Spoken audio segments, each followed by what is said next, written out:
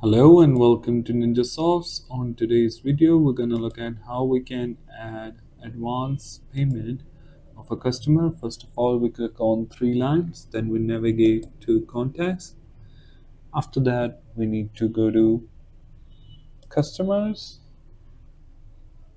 Here we will see all the list of customers that we have. Then we click on actions that is present on the first column of each row of customers. Then we click on pay. Then we enter the amount that we have received or that we want to give to a customer.